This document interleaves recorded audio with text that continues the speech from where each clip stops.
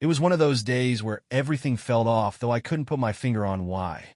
The sun shone bright over our suburban street, casting long shadows of perfectly trimmed hedges, but the warmth didn't reach me. Jessica, my wife of 15 years, hummed a tune while cleaning up the breakfast dishes. She looked radiant as always, her hair tied back, her favorite lavender blouse snug against her slender frame. It was a sight that used to comfort me, but now it left me unsettled. Something had changed. The late nights at work had become more frequent, paired with hurried explanations about deadlines.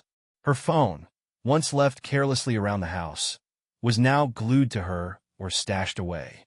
Conversations with her felt stilted, as if she were constantly weighing every word. I had to tell myself I was imagining things. After all, we had a good life, a comfortable home, 2 kids in middle school, and a marriage that had survived its fair share of ups and downs. Still, the nagging doubt wouldn't let go. A week ago, I overheard Jessica on the phone in the backyard. She was laughing, a light, carefree laugh I hadn't heard in years. Peeking through the window, I saw her twirl her hair while talking. The gesture was subtle, but it wasn't one she'd made for me in a long time. "Who was that?" I asked casually when she came inside. "Oh, just Samantha," she replied with a smile that didn't quite reach her eyes. That was the moment I knew something wasn't right. But I wasn't going to do the typical thing and hire a private investigator. No, Jessica's older brother, Liam, was the person I needed. He wasn't a detective by trade, but a brilliant freelance photographer with a passion for unraveling mysteries. He had a sharp mind, a sharp tongue, and an unspoken disdain for my wife, a sentiment I never quite understood, until now. "You think she's cheating?" Liam asked, lighting a cigarette on his porch as I laid everything out for him. "I don't know what to think," I admitted, my voice breaking. "But if she is, I need to know. For my sanity. For my kids." Liam exhaled a plume of smoke, his expression unreadable. "You're sure you're ready to deal with whatever we find?" I nodded, though the truth was I didn't know if I was. "All right," he said, flicking the ash. "Let's catch her." His eyes gleamed with something between mischief and determination. I wasn't sure if he was doing this for me or to finally prove to the world that Jessica wasn't as perfect as she pretended to be. Maybe it didn't matter. What mattered was finding the truth.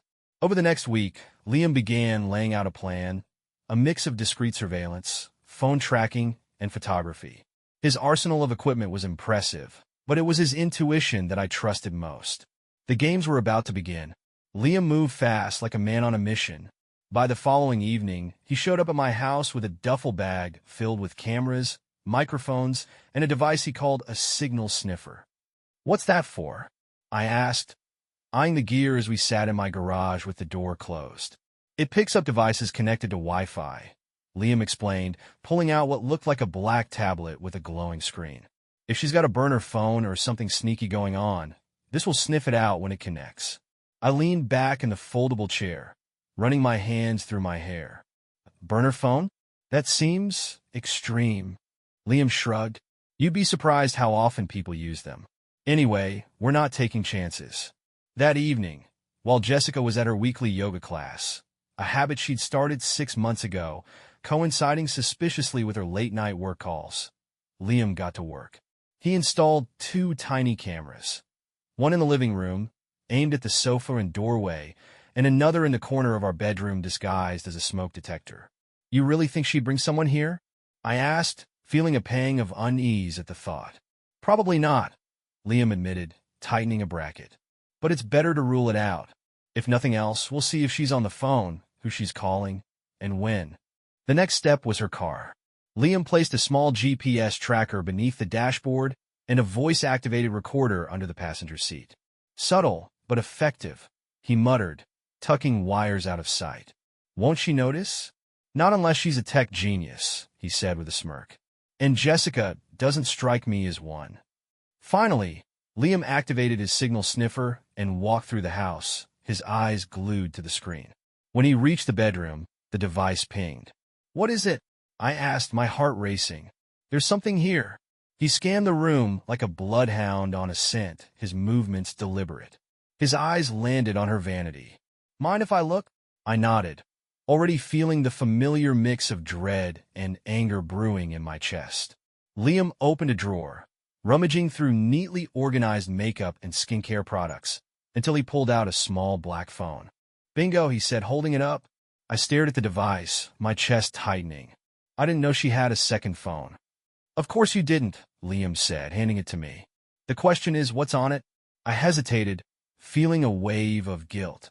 "Should I?" Liam gave me a hard look. "John, she's lying to you. You deserve answers."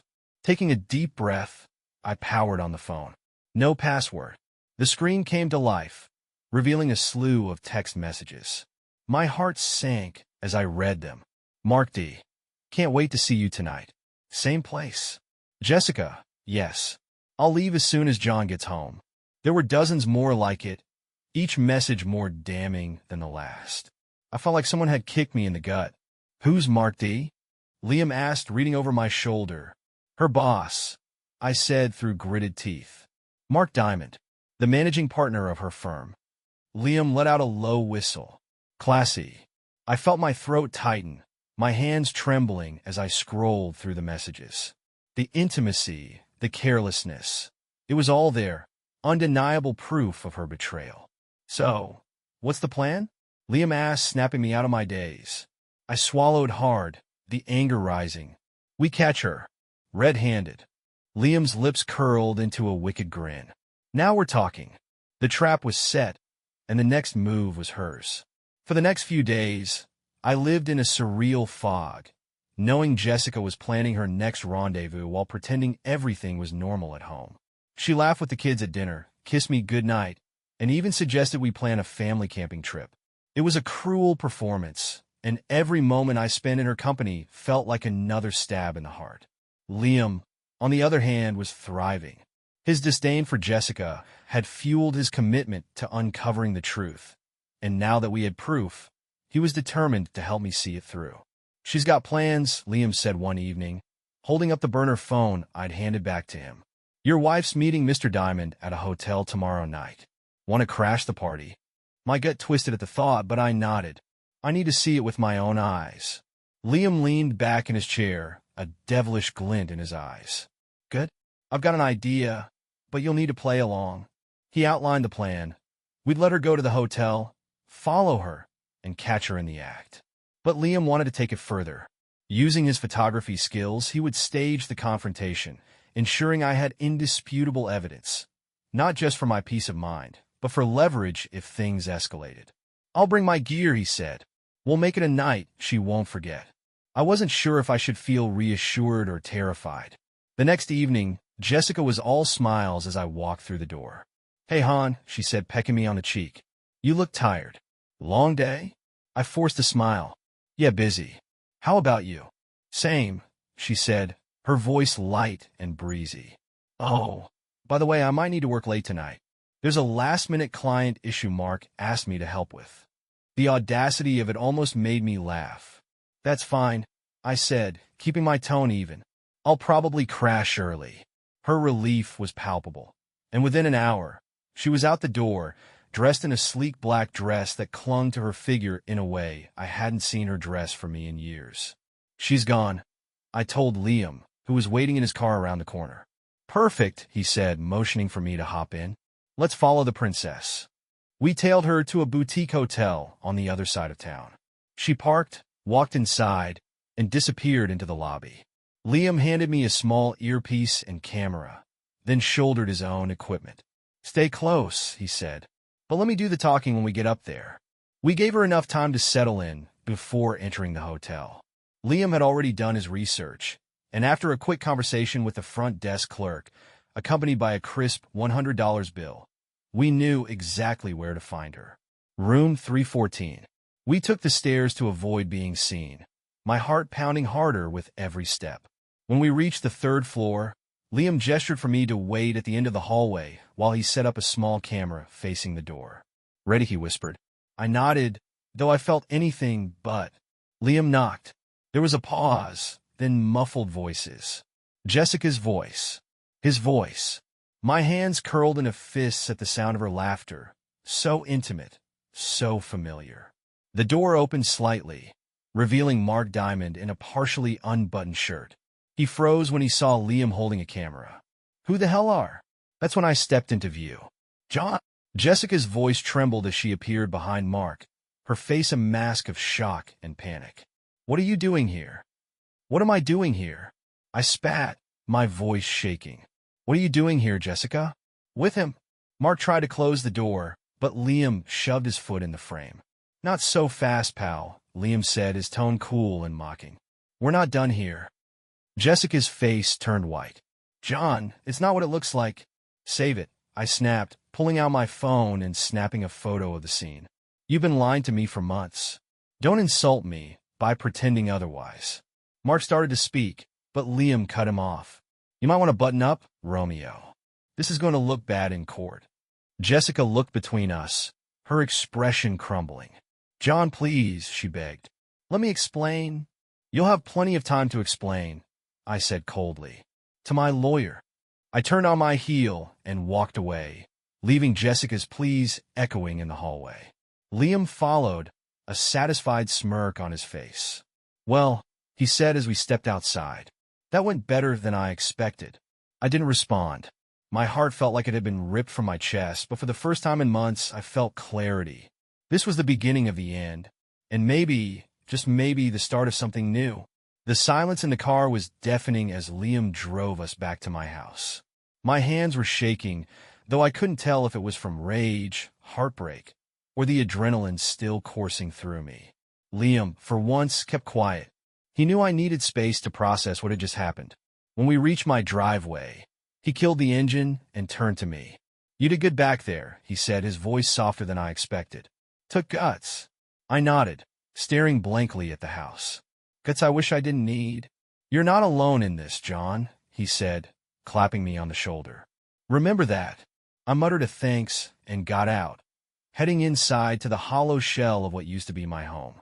The kids were asleep, their laughter from earlier now replaced by the stillness of a house that suddenly felt foreign.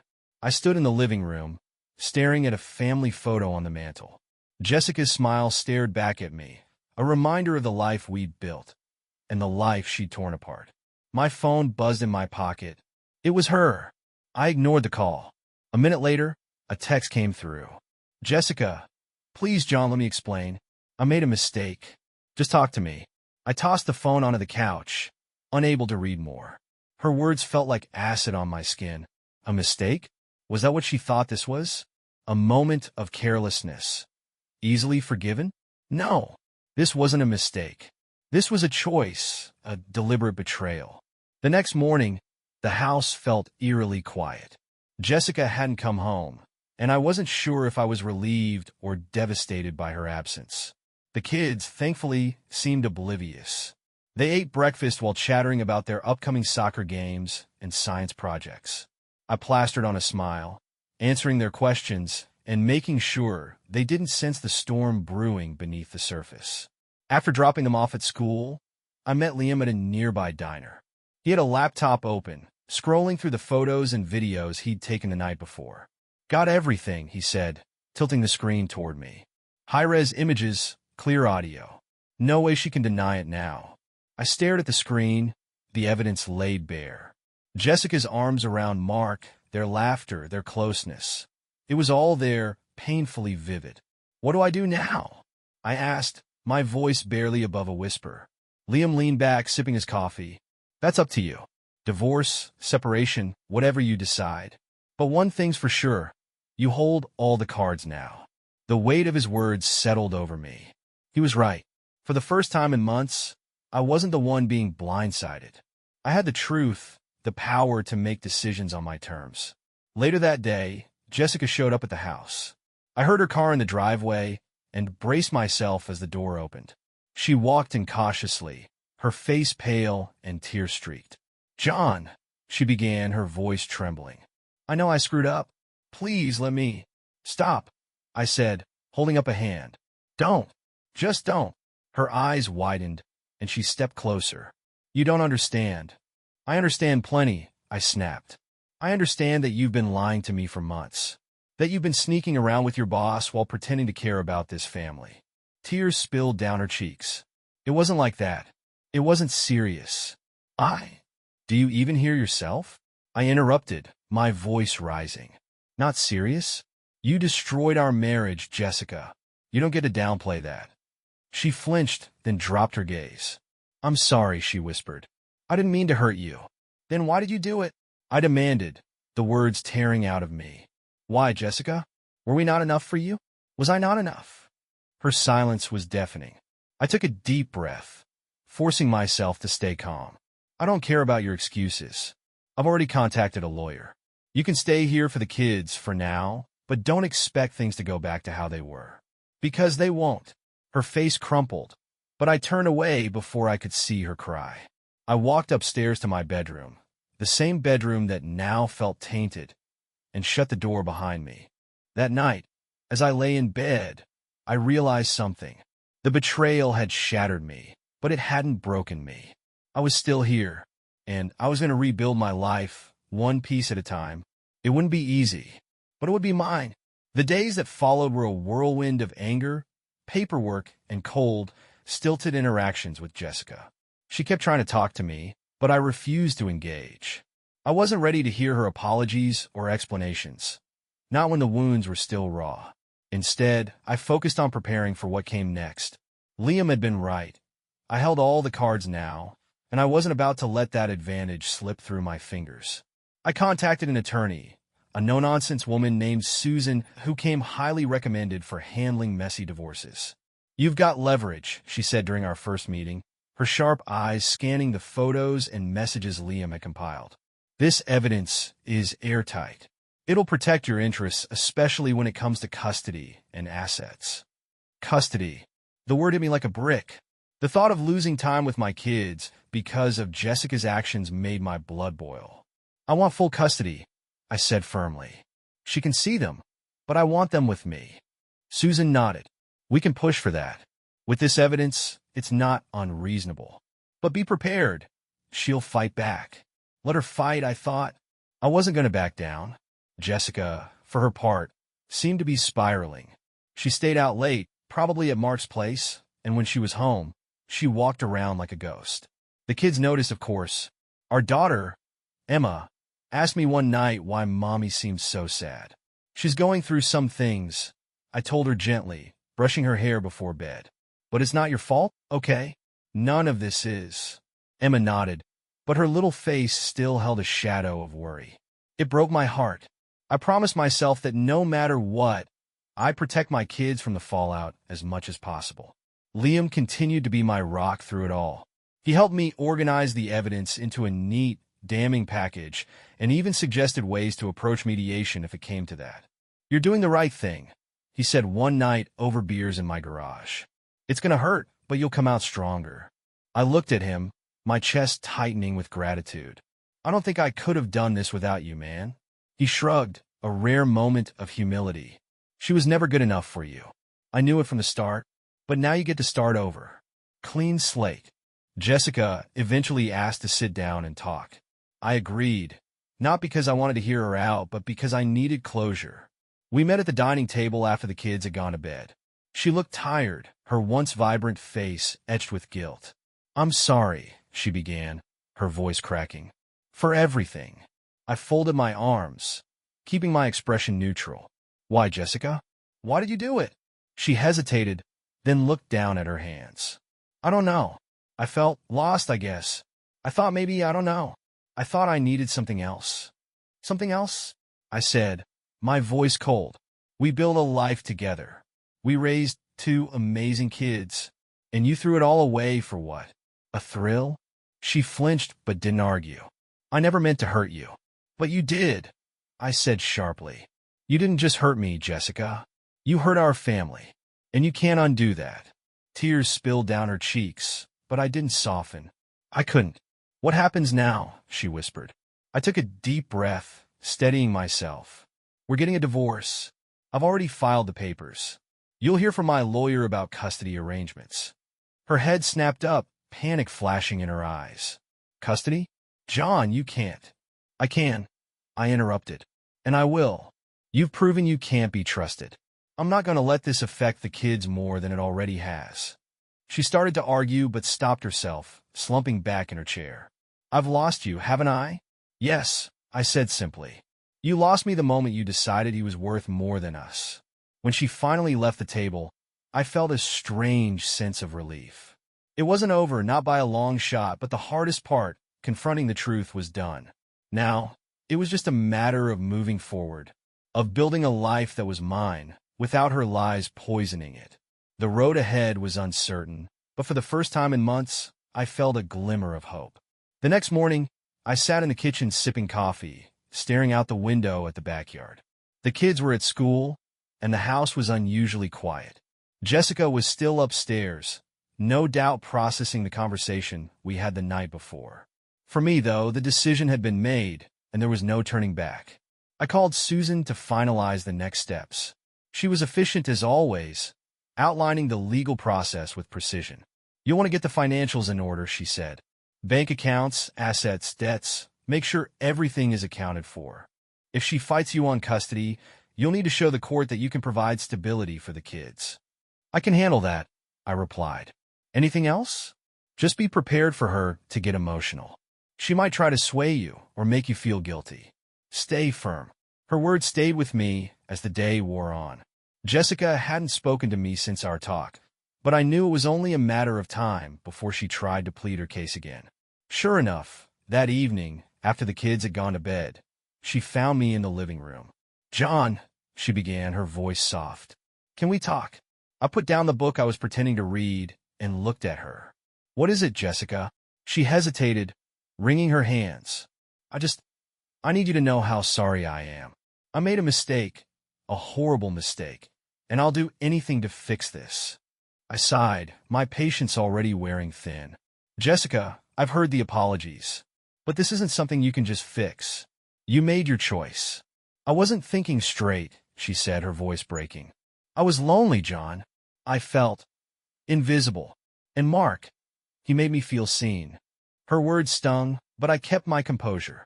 You could have come to me, I said, my tone firm. You could have told me how you felt. But instead, you went to him. That's not something I can forgive.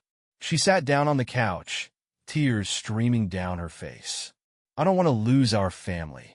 It's too late for that, I said quietly. The papers are already filed.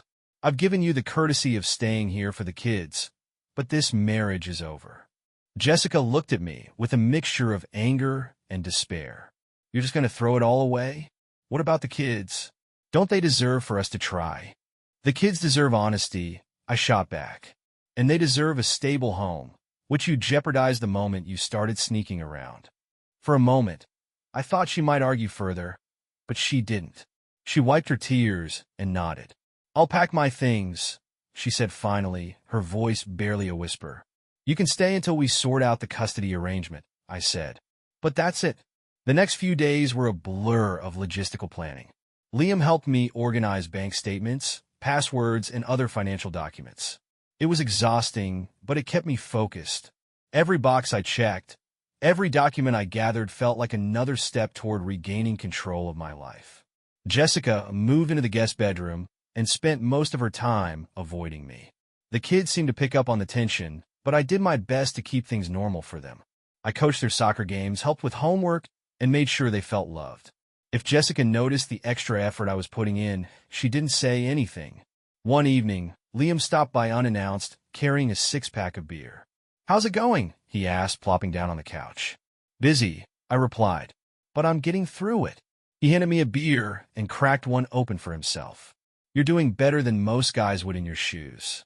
Hell, you're doing better than I expected. I raised an eyebrow.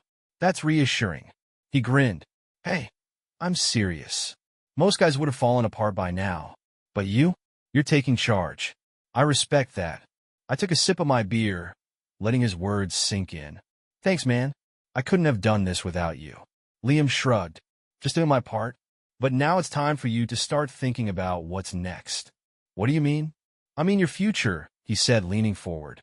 Once this divorce is done, you're free. No more lies, no more drama. You get to start over. That's not something everyone gets. I thought about his words as he left that night.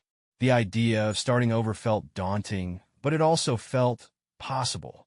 For the first time in weeks, I allowed myself to imagine a life beyond the pain, a life where I could rebuild on my own terms. And that thought, however small, gave me hope. The days blurred into weeks as the legal process crept forward. Jessica and I communicated only when necessary, mostly about the kids. Each interaction felt like navigating a minefield. Her voice brittle, mine laced with the strain of holding back resentment. The kids, blissfully unaware of the depth of what was happening, still filled the house with laughter and chaos. I clung to those moments, their innocence a stark contrast to the mess Jessica and I had created. I worked tirelessly to ensure everything was in place. Bank accounts were separated, passwords changed, and Susan kept me updated on the progress of the divorce.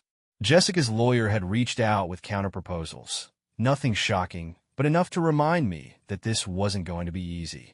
One evening, as I sat in the kitchen finalizing a budget for my new reality, Jessica walked in. She hesitated, hovering near the counter as if summoning courage. "Can I sit?" she asked. I nodded, though I didn't look up from my laptop. She sat across from me, her hands folded tightly. "I know you don't want to hear this, but I want to apologize again. Not just for what I did, but for how I made you feel. For the hurt, the betrayal." Her voice wavered, and for the first time in weeks, I saw something genuine in her eyes. It wasn't the calculated remorse of someone caught. It was raw, vulnerable. "I can't undo what I did," she continued. "But I hope, someday, you can forgive me." I closed the laptop, meeting her gaze. "Forgiveness isn't about you, Jessica. It's about me being able to move on. But right now, I'm not there yet." She nodded, biting her lip. "I just wanted to say it." "You said it," I replied, my tone firm but not unkind. "Now let's focus on what's best for the kids." Her shoulders slumped, and she stood to leave. But before she walked out, she turned back. "For what it's worth, John, you were always enough.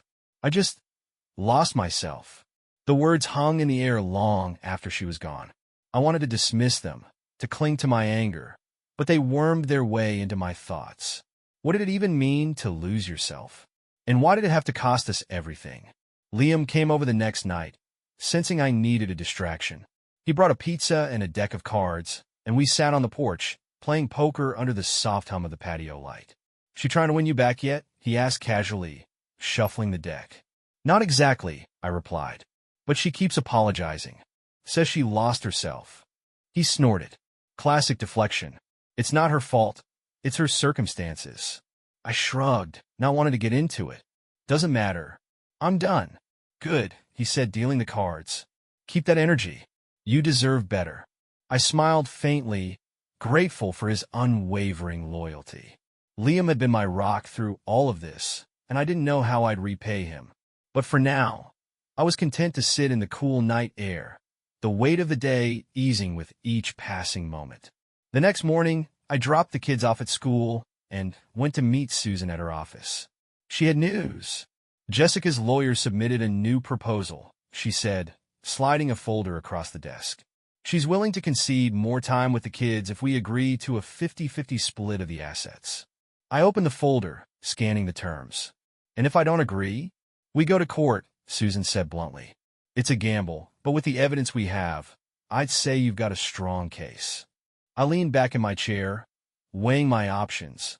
The idea of court was exhausting, but so was giving Jessica more than she deserved. "Let's push back," I said finally. "I'm not handing over half of everything." Susan nodded. "I'll draft a response. Stand your ground, John. You're in the driver's seat here." That evening, Jessica came to me again, her face tense. "Did you reject the settlement?" she asked, her voice tight with anger. "Yes," I said simply. Her eyes flashed. "Why? Why are you making this harder than it has to be?" I stood my ground. "Because you made your choices, Jessica. You don't get to walk away with half of everything after what you've done." Her jaw tightened, and for a moment, I thought she might lash out. But then her shoulders sagged, and she walked away without another word. As the week ended, I felt the storm brewing. The polite mask Jessica had worn was slipping, and I knew we were nearing a breaking point. But I was ready. I wasn't the man she'd lied to anymore. I was someone new, someone stronger. And no matter what came next, I was determined to hold my ground. Jessica's veneer of calm shattered the following weekend. It started small, a clipped tone here, a slammed door there. But by Saturday night, it was a full-blown confrontation. I had just finished cleaning up after dinner when she stormed into the kitchen, her face red with barely contained anger. "Do you hate me that much?" she demanded. I froze, dish towel in hand. "What are you talking about?" "This," she said, gesturing wildly. "The divorce, the custody fight, the stonewalling. You're acting like I'm some kind of monster." I placed the towel on the counter, taking a deep breath before responding. "Jessica, you cheated. You lied to me. What did you expect?" "I expected you to at least try to understand," she shot back, her voice breaking. "I made a mistake. One mistake. And you're punishing me like I'm the worst person on earth." "You still here? Incredulous." "One mistake?" "Jessica, this wasn't a drunken kiss at a party. You carried on an affair. You betrayed our marriage. And now you're mad because I won't just let you off the hook." Her eyes filled with tears, but her anger didn't waver. "I'm not the only one who screwed up, John. You were so focused on work, on the kids, on everything else you stopped seeing me." I felt invisible. Her words cut deeper than I wanted to admit, but I wasn't about to let her rewrite the narrative. "If you felt that way, you should have said something. You don't fix a marriage by sneaking around with your boss." She let out a bitter laugh. "You act like you were the perfect husband, like you didn't have your own flaws." "Maybe I wasn't perfect," I said, my voice rising. "But I was faithful. I never betrayed you, Jessica. That's the difference." The room fell silent, her chest heaving as she struggled to find a response. Finally, she looked away, her voice barely a whisper. "I didn't want it to end like this." "Neither did I said, my tone softening. "But you made your choice." The tension in the house was suffocating after that. Jessica avoided me as much as possible, and I did the same. The kids noticed, asking why Mom and Dad were fighting so much. I gave them vague answers, promising that everything would be okay, even though I wasn't sure how. Liam stopped by later that week, immediately sensing the tension. "How's it going?" he asked, cracking open a beer and leaning against the kitchen counter. "She's unraveling," I admitted. "She keeps trying to justify what she did, like I'm supposed to share the blame." Liam snorted. Classic guilt deflection. "Don't let her get to you." "I won't," I said, though the truth was her words had gotten under my skin. Was I really as blameless as I wanted to believe? Had I contributed to the cracks in our marriage without realizing it? Liam seemed to sense my hesitation. "Look, maybe you weren't the perfect husband. Nobody is. But don't let her rewrite the story. She had a choice, John. She made it. That's on her." I nodded, grateful for his unflinching support. "Thanks, man." That weekend, Jessica dropped another bombshell. While the kids were at a friend's house, she cornered me in the living room. "I've been thinking," she began, her voice measured. "Maybe we should try mediation." I raised an eyebrow. "Mediation? For what?" "For us," she said, her eyes pleading. "For the kids. We could work through this, John. We don't have to end it like this." I shook my head, the anger rising again. "Jessica, we're past that point. Mediation isn't going to fix what you did." "But we could try," she insisted. "For the kids' sake." I let out a bitter laugh. "You don't get it, do you? The trust is gone. There's nothing to fix." Her face crumpled, but I didn't waver. This wasn't just about the affair anymore. It was about my self-respect, my boundaries, my future. "I'm done, Jessica," I said firmly. "I'm not going to let you drag me back into something that's already broken." She stared at me for a long moment, tears streaming down her face. Finally, she nodded, her shoulders sagging in defeat. "I guess that's it then. It's been it for a while," I said quietly. She left the room without another word, and for the first time, I felt a sense of finality. It wasn't closure. Not yet, but it was a step toward it. That night, I lay in bed staring at the ceiling, replaying the confrontation in my mind. For all her tears and apologies, I couldn't shake the feeling that she still didn't fully grasp what she'd done, or why it mattered so much. But it didn't matter anymore. I had drawn the line, and for the first time in months, I felt like I was starting to move forward. The air felt lighter in the house after that final confrontation, though it was still tinged with tension. Jessica and I barely spoke beyond what was necessary for the kids. The silence wasn't comfortable, but it was preferable to the chaos of our arguments. I was done explaining, done justifying my decision. Now it was about protecting my future and my children's stability. One evening, after the kids were in bed, I sat down at the dining table with my laptop and a notebook. Liam joined me, carrying 2 cups of coffee. "You look like a man on a mission," he said, setting a mug in front of me. "I am," I replied. "It's time to start planning for life after all this." He grinned. "Now we're talking. What's the plan?" I gestured to the open notebook. "First, I want to find a new place. Something smaller, easier to manage. I don't want to stay here. Too many memories." "Smart move," Liam said, sipping his coffee. "What else?" "I'm thinking about taking some time off after the divorce is finalized. A few months, maybe, to focus on the kids and reset." Liam nodded thoughtfully. "You deserve that. And what about, moving on?" I shot him a look. "Liam, I'm barely out of this mess. I'm not thinking about dating." He shrugged. "Fair enough. But don't shut yourself off forever. You're a good guy, John. Someone out there will see that." I let his words sink in, though I wasn't ready to entertain the idea yet. For now, my focus was on my kids, my sanity, and reclaiming my sense of self. The next week, Susan called with an update. Jessica's lawyer had agreed to most of our terms, including primary custody for me. It was a victory, though it felt bittersweet. The kids deserved a stable home, and while Jessica could still see them, it would be on my terms. "She'll probably push back on the financials," Susan warned. "But we're in a strong position." "Let her," I replied. "I'm not giving her more than she deserves." The fight wasn't over, but I could see the finish line. That weekend, I sat the kids down for a conversation I'd been dreading. I kept it as simple and gentle as possible, explaining that Mommy and Daddy weren't going to be together anymore, but that we both loved them very much. Emma looked at me with wide, tear-filled eyes. "Are you getting a divorce?" "Yes," I said softly. "But it doesn't change how much we love you." "That will never change." Ethan, my younger son, frowned. "Does this mean we won't all live together?" "For now, we'll stay here," I explained. "But eventually Mommy and I will have separate homes. You'll have 2 places where you're loved." They both nodded, their young minds processing the news. Emma climbed into my lap, wrapping her arms around my neck. "I love you, Daddy." "I love you too, sweetheart," I whispered, holding her close. Jessica stayed out of the way as much as possible, leaving the house in the evenings and coming home late. It was clear she was avoiding the reality of what was happening. Part of me wanted to confront her again, to force her to face the consequences of her choices, but I knew it wasn't worth it. She had made her bed, and now she had to lie in it. Liam, ever the schemer, suggested one final move. "You need to start fresh," he said. "Not just physically, but emotionally. Let's get rid of all the reminders of her." He wasn't wrong. The house was filled with things that carried memories, some good, some painful. I decided to start clearing out anything that felt like dead weight. Old photos, gifts she'd given me, even the little knickknacks that once felt like sentimental treasures.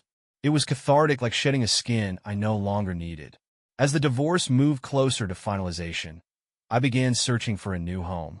I found a modest 3-bedroom house in a nearby neighborhood, close enough to keep the kids in their school, but far enough to feel like a fresh start. It wasn't as big or luxurious as the home I shared with Jessica, but it was mine. That made it perfect. I signed the lease and started making plans to move after the divorce was finalized. Liam volunteered to help, of course, promising to make the process as painless as possible. One night, as I packed up a box of books, Jessica appeared in the doorway. She looked tired, her once polished appearance now replaced with a kind of resigned exhaustion. "You're really leaving, aren't you?" she asked. "Yes," I said simply. "It's time." She nodded, her gaze dropping to the floor. "I hope you find happiness, John." "I mean that." "Thank you," I said, my voice steady. "I hope you do too." It wasn't forgiveness, but it was the closest thing to peace we were going to get. And for now, that was enough. The day of the move came quickly, a bittersweet blur of boxes, goodbyes, and reflection. The kids were at school, their routines carefully maintained to shield them from the upheaval. Liam arrived early, a coffee in one hand and a confident grin on his face. "Today's the day," he said, clapping me on the back. "How are you feeling?" "Relieved, mostly," I admitted, glancing around the half-empty living room. "And a little sad, but it's the right thing." "Damn right it is," he said, grabbing a box. "Let's get to it." Jessica wasn't home, thankfully. She had taken to staying with friends, which made the logistics of the move much easier. Still, there was a weight to packing up the remnants of a life we'd built together. Every item had a memory attached to it, and letting go of those memories felt both painful and liberating. By mid-afternoon, we had loaded the last of my things into the truck. Liam wiped his brow and grinned. "That's it. You're officially free." I nodded, looking back at the house one last time. It felt strange, leaving behind not just a home, but a chapter of my life. But as I turned to the truck, I felt lighter, like I was finally stepping out from under a shadow. The new house was everything I needed, modest, quiet, and full of potential. The kids were excited when I showed them their rooms, their young minds already spinning with ideas for decorating. It warmed my heart to see their enthusiasm, a reminder that they were resilient in ways I couldn't always comprehend. The first night in the new place, after the kids were asleep, I sat on the back porch with Liam, a beer in hand. The air was cool, the stars bright overhead. "You did it," Liam said, raising his bottle. "A fresh start." I clinked my bottle against his. "Couldn't have done it without you." He smirked. "You could have. I just made it a little more entertaining." We both laughed, the tension of the past few months easing with every sip. For the first time in a long time, I felt hopeful. Over the following weeks, I threw myself into building a new life. I rearranged furniture, planted a small garden, and set up routines with the kids that made the house feel like home. Jessica and I maintained a civil co-parenting arrangement, exchanging the kids without drama. It wasn't perfect, but it worked. One evening, after dropping the kids at Jessica's for the weekend, I found myself alone in the quiet house. Instead of feeling lonely, I felt peaceful. I poured a glass of wine, sat by the window, and let the silence wash over me. The divorce had been finalized days earlier, the paperwork signed and filed. It was official. I was free. The weight of those words settled over me, not as a burden, but as a promise. Free to rebuild. Free to rediscover myself. Free to find happiness again, on my own terms. A few weeks later, Liam invited me to a barbecue at his place. Just a few friends, he'd said, but I knew what he was up to. Sure enough, there were introductions to people I didn't know, including a woman named Rachel, who shared my love of photography and had a laugh that lit up the room. We talked for hours, her stories of travel and adventure pulling me out of my shell. For the first time, I felt a flicker of something I hadn't allowed myself to feel in months: curiosity. Not about a relationship, not yet, but about what was possible. As I drove home that night, I smiled to myself. The road ahead was still uncertain, but I was ready for it. I had faced betrayal, heartbreak, and loss, but I hadn't let them define me. I was still standing, still moving forward, and for the first time in what felt like forever, I was truly at peace. What are your thoughts on my story? Let me know in the comments what you think about my choice and how you might have dealt with it.